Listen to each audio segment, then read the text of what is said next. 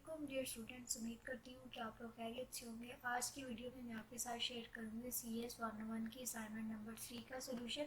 तो question file आपको मैं व्यू करवा देती हूँ और क्वेश्चन फाइल व्यू करवाने के बाद मैं आपको स्टेप बाय स्टेप एक्सप्लेन करूँगी और एक्सप्लेन करने के साथ साथ मैं आप लोगों को हैंडआउट से इसका सोल्यूशन जो है वो व्यू करवाऊँगी। अब आपके पास असाइनमेंट नंबर जो 3 है वो 26 को ही अपलोड हुई है और 2 अगस्त इसकी डेडलाइन है सबमिशन की। एक्सटेंड डे आपके पास 3 अगस्त बनता है। 3 अगस्त पे भी आप लोग सबमिट करवा सकते हैं। असाइनमेंट में प्लस मार्क्स लेने के लिए आप लोगों को चाहिए कि सबसे पहले उसके रूल्स जो हैं उनको अच्छे से केयरफुली पढ़ें, क्वेश्चन फाइल को अच्छे से आइडेंटिफाई किया करें। अब यहाँ पे आपके पास जो असाइनमेंट के लिए रूल्स हैं वो आपको एक दफ़ा आप लोगों ने रीड आउट कर लेने कि असाइनमेंट आपके पास क्रेडिट आवर्स कब भी दिए जाएंगे उसको। कोई भी क्रेडिट जो है वो नहीं दिया जाएगा जब student after due date submit करवाएगा, या फिर फाइल करप्ट होगी, या फिर कोई भी एरर आ जाता है, कॉपी पेस्ट का एरर आ जाता है, तो भी आपको कोई भी मार्क्स जो है वो नहीं दिया जाएगा। अब यहाँ पे आपके पास जो असाइनमेंट है वो आपने डॉक्यूमेंट या डॉक्स में मतलब के वर्ड डॉक्यूमेंट में आप लोगों ने असाइनमेंट सबमिट करवानी है, किसी भी अदर फॉर्मेट में सबमिट नहीं करवानी। इमेजेस हो जाते हैं, PDF है, इसमें किसी में भी आपने सबमिट नहीं करवानी। क्वेश्चन फाइल आपकी PDF में है लेकिन आपने आंसर फाइल जो है वो आपने वर्ड डॉक्यूमेंट में सबमिट करवानी है। अब यहाँ पे आपके पास जो इस असाइनमेंट की टॉपिक्स है उसने बताया कि to know about documentation in the software engineering के आपके पास जो टॉपिक्स हैं उनको आपने डिस्कस करना है। डॉक्यूमेंटेशन के लिए how to different among several types of documentation, several जो आपकी टाइप्स हैं डॉक्यूमेंटेशन की वो डिस्कस होंगी। डाटाबेस के टेबल्स हैं, डाटाबेस के टेबल्स का है, और how to apply database queries, कि हम लोग डाटाबेस क्यूरीज जो है वो किस तरह से अप्लाई कर सकते हैं। ये आप लोगों के हैंडआउट्स में से ही आपकी असाइनमेंट है। आप लोगों को हैंडआउट्स में भी ये चीज़ मैं दिखा दूँगी कि आपका असाइनमेंट क्वेश्चन जो है वो किस तरह से कहाँ से आए।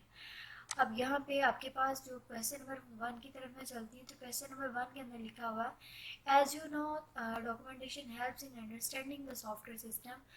अब आप लोगों को मैं एक चीज़ क्लियर कर दूं कि कोई भी सॉफ्टवेयर है उसको बनाने के लिए डॉक्यूमेंटेशन वर्क कंपलसरी है।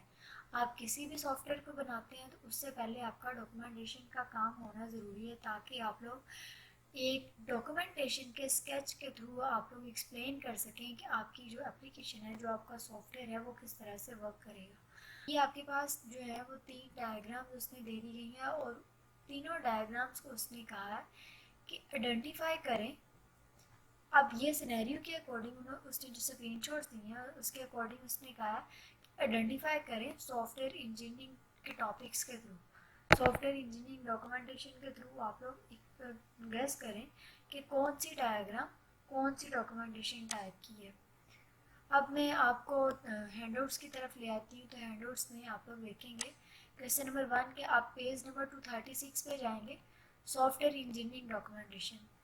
आपके पास यहाँ पे डॉक्यूमेंटेशन सेवरल 3 पर्पसेस लीडिंग। अब 3 कैटेगरीज हैं इसकी, एक यूज़र डॉक्यूमेंटेशन, दूसरी सिस्टम डॉक्यूमेंटेशन, एंड थर्ड जो है वो टेक्निकल डॉक्यूमेंटेशन। आपके पास अब देखें कि the purpose of user documentation is to explain the feature of the software and describe how to use them. आपके पास जो फर्स्ट यूज़र डॉक्यूमेंटेशन है वो एक्सप्लेन करती है features of software and describe how to use them. अब मैं आपको आंसर शीट के अंदर दिखाती हूँ कि आंसर शीट के अंदर आपके पास जो डायग्राम नंबर 1 है वो आपके पास क्या रिप्रेजेंट कर रही है। आपके पास डायग्राम नंबर 1 जो है वो सिस्टम डॉक्यूमेंटेशन का रिलेटेड है। अब डायग्राम 1 आप देखें, डायग्राम 1 के अंदर उसने एक सिस्टम को, एक सॉफ्टवेयर को उसने एक्सप्लेन किया है कि आपका एक सॉफ्टवेयर जो है वो किस तरह वर्क करेगा। अब अगर बात की जाए यहाँ पे डेफिनेशन के अकॉर्डिंग तो आप ये भी देखेंगे कि system documentation is to describe the software internal composition. So that the software can be maintain later. अब देखिए कि उसका लाइफ साइकिल हमने पहले ही बता देना होता है कि आपकी डॉक्यूमेंटेशन के अकॉर्डिंग आपका जो प्रोजेक्ट है, आपकी जो एप्लीकेशन है, वो किस तरह से वर्क करेगी। अब उसके बाद आपकी अगर दूसरी देखी जाए डॉक्यूमेंट के अंदर, तो आप देखेंगे कि आपके पास जो ये है, आपके पास पार्ट बी है, तो ये आपके पास टेक्निकल है, टेक्निकल डॉक्यूमेंट है। अब टेक्निकल डॉक्यूमेंट की आप डेफिनेशन भी पढ़ लें एक दफ़ा। Technical documentation is to describe how a software system should be install and service. अब टेक्निकल डॉक्यूमेंटेशन आपको टेक्निकल वर्ड से ही समझ आ जानी चाहिए कि किसी भी सॉफ्टवेयर की इंस्टॉलेशन है, उसके अपडेट्स हैं, रिपोर्टिंग प्रॉब्लम्स हैं, ईच एंड एवरीथिंग जो है वो टेक्निकल डॉक्यूमेंटेशन के अंदर हैंडल की जाती हैं। अब इस डायग्राम के अंदर भी आप देखें कि डायग्राम के अंदर भी उसने ये चीज़ देखें। अब ये आपके पास इंस्टॉलेशन सर्वर है, डिस्ट्रीब्यूशन सर्विस है, क्लाइंट है, एडमिनिस्ट्रेटर है, तो ये सारा प्रोसीजर जो है वो टेक्निकल डॉक्यूमेंटेशन के अंदर होता है। उसके बाद हमारे पास आ जाता है जो थर्ड आपके पास फिगर है, वो यूज़र डॉक्यूमेंटेशन क्या रहती है। अब यूज़र डॉक्यूमेंटेशन की आपने डेफिनेशन तो पढ़ी है।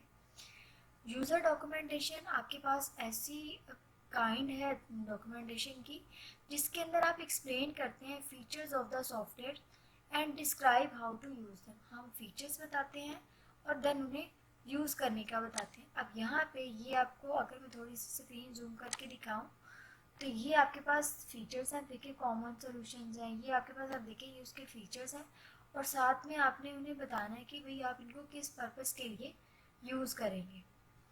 अब उसके बाद बात आ जाती है क्वेश्चन नंबर 2 की। तो क्वेश्चन नंबर 2 के अंदर आप देखेंगे,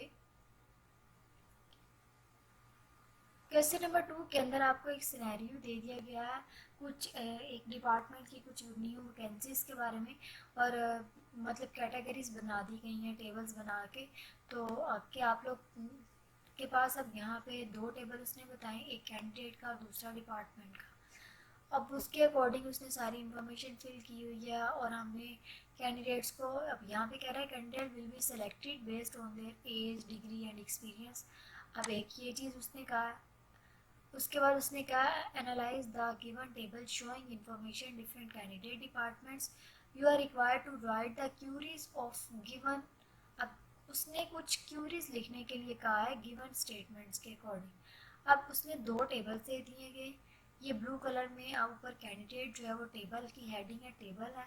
उसके बाद candidate ID, first name, last name, city, age, degree and experience, ये आपके पास कॉलम नेम है।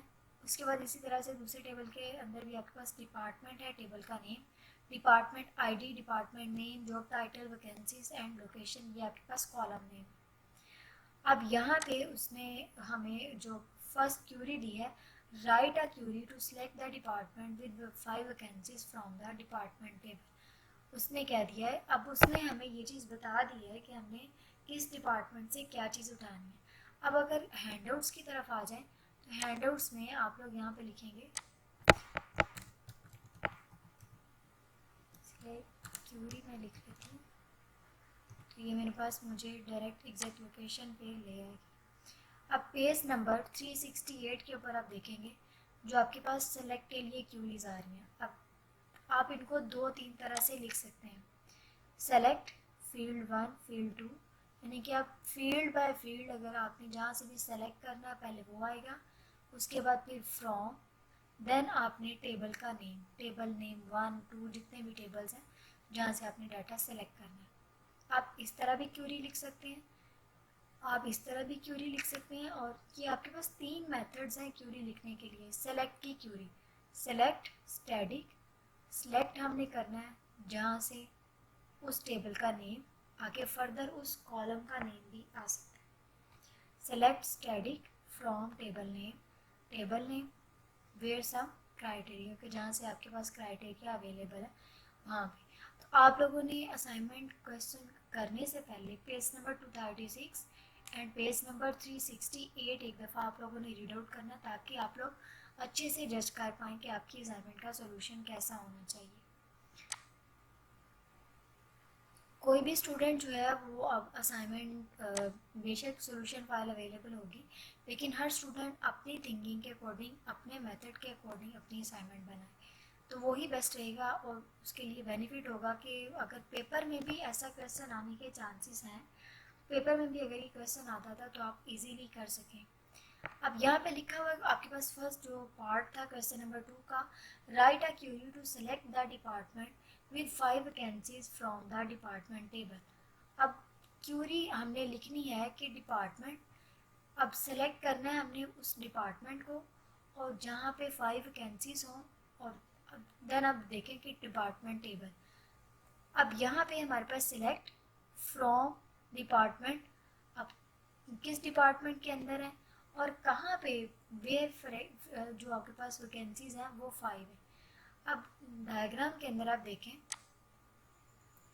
कि आपके पास ऐसा डिपार्टमेंट जिसके पास वैकेंसीज 5, डिपार्टमेंट टेबल नेम आ गया और उसके बाद उसका कॉलम नेम आ गया वैकेंसीज। अब उसने बता दिया कि जहाँ पे वैकेंसीज 5 हो, तो ये चीज़ अब उसने इसके अकॉर्डिंग उसने क्यूरी मेंशन कर दी। उसके बाद नेक्स्ट आपके पास क्यूरी आ जाती है, write a query to select the candidate with a degree of BSIT from the candidate table. अब यहाँ पे उसने कैंडिडेट टेबल में से पूछा कि सिलेक्ट करें उन कैंडिडेट्स को जिनकी डिग्री आपके पास BSIT है। सेलेक्ट फ्रॉम, आपकी आपके पास कैंडिडेट का टेबल आ गया, वेयर आपके पास कॉलम का नेम आ गया, डिग्री आपके पास इक्वल है BSIT के। उसके बाद आ जाती है write the query to show all the candidates with no experience from table candidate. Select करना है आपने कैंडिडेट को वेयर कैंडिडेट्स एक्सपीरियंस 0। अब ये आपके पास कैंडिडेट टेबल आ गया, टेबल नेम, और ये आपके पास कॉलम नेम आ गया, कॉलम नेम इसने मुझे बता दिया जी, जहाँ भी एक्सपीरियंस उसका 0 वहाँ से उसको सेलेक्ट करें। उसके बाद 4 आपके पास जो क्वेश्चन आ जाता है वो ये है कि फोर्थ पार्ट आ जाता है, write the query to identify all the post offered in Lahore from column location in the department. अब उसने कॉलम का नेम भी बता दिया और टेबल का नेम भी बता दिया। हमने क्या करना है, सेलेक्ट करना है, ये टेबल नेम आ गया, डिपार्टमेंट यहाँ से आपने सेलेक्ट करना है, वेयर डिपार्टमेंट्स। अब देखें डिपार्टमेंट के आगे उसने लोकेशन, जो उसका कॉलम नेम है वो भी मेंशन कर दिया है, कौन सा कॉलम जिसकी लोकेशन आपके पास लाहौर हो, वहाँ की आल पोस्ट जो है वो आइडेंटिफाई करवाए। उसके बाद आपके पास नेक्स्ट पार्ट आ जाता है, write a query to display all the information about under department name and job title from the department name. Select करना है हमने, अब ये आपके पास डिपार्टमेंट नेम, उसके बाद फिर हमने डिपार्टमेंट जॉब टाइटल और उसके बाद फिर जाके आएगा फ्रॉम डिपार्टमेंट्स। डिस्प्ले करना है ऑल इंफॉर्मेशन को under department name and job title from the departments table. अब ये देखिए डिपार्टमेंट नेम और जॉब टाइटल के अकॉर्डिंग हमने डिपार्टमेंट से इसको डिस्प्ले करवाना है ऑल इंफॉर्मेशन। उसके बाद write a query to display all the information under department name and vacancies from the department table. Select करना है हमने डिपार्टमेंट्स को, कहाँ से, जिसका डिपार्टमेंट नेम हमें पता हो। अब डिपार्टमेंट नेम के थ्रू हम लोगों ने करना है इंफॉर्मेशन को, ऑल डिपार्टमेंट नेम की और ऑल डिपार्टमेंट की वैकेंसीज की, और किस टेबल से हम लोगों ने करना है, किस जगह से करना है, किस टेबल से, तो वो आपके पास डिपार्टमेंट्स का टेबल आ गया। अब क्वेश्चन नंबर 1 आपके पास 3 मार्क्स का था और क्वेश्चन नंबर 1 के अंदर आपकी आपके पास सोल्यूशन तो कंप्लीट हो गया होगा, तो अब एक दफ़ा अगेन राइट जो नोट है वो चेक कर लें। क्वेश्चन नंबर 1 आपके पास 3 मार्क्स का था और उसने मेंशन भी किया है कि just name it and no explanation required, कि जस्ट आप लोगों ने डॉक्यूमेंटेशन की जो टाइप्स हैं उनके जस्ट आपने नेम मेंशन करने हैं कि आपके पास कौन सी डायग्राम का नेम क्या है, कौन सा यहाँ पे क्लासिकल है, सॉरी यूज़र है, टेक्निकल है, तो उसके अकॉर्डिंग आपने ये नेम मेंशन करना है। उसके बाद आपके पास सेकंड क्वेश्चन जो है वो 12 मार्क्स का है और आपके पास हर क्यूरी जो है वो 2 मार्क्स की है। 6 क्यूरीज़ हैं और 2 मार्क्स की हर क्यूरी है आपकी। अगर 2-4 भी ठीक होती हैं तो आपको पता है कि 10-12 मार्क्स तो पक्के हैं। अब ये चीज़ है कि आपने क्यूरीज़ के लिए पहले आप लोगों ने लेक्चर जो है वो रीड आउट कर लेना, वो मैंने आपको पेज नंबर बता दिए। अगर फिर भी किसी की कोई भी क्यूरी हो, कोई भी क्वेश्चन हो, तो वो मुझसे कमेंट सेक्शन में पूछ सकता है। Thank you so much and अल्लाह हाफिज़।